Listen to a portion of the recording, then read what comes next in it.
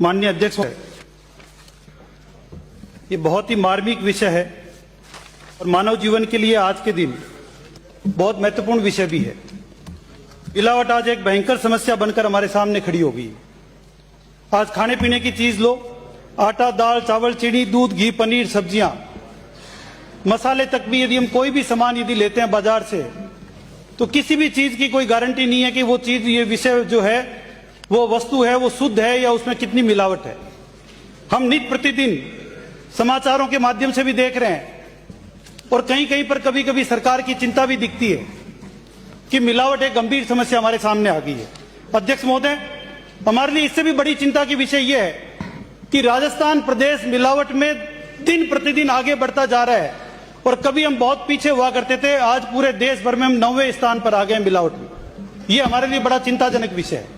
इतना ही नहीं अध्यक्ष महोदय, WHO का जो अभी सर्वे आया है, उस सर्वे में 2025 में होने वाली सभी बीमारियों में लगभग 60% बीमारियां केवल कैंसर की होने वाली है।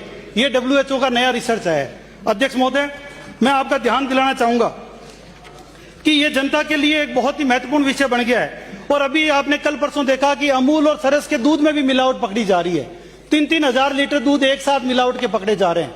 मैं आपसे यह कहूंगा कि मिलावट की इस कार्रवाई को किसी प्रकार से रोकें। और सबसे बड़ी बात अध्यक्ष महोदय, 5760 मिलावट के सैंपल पकड़े गए पिछले साल और उसमें से 208 सैंपल, ये ऑन रिकॉर्ड है अध्यक्ष महोदय, कि 208 सैंपल तो वो थे जिनमें यहां पर आपके 208 सैंपल में जो है अनसेफ मिले। अध्यक्ष महोदय, एक भी सैंपल अनसेफ नहीं मिल सकता।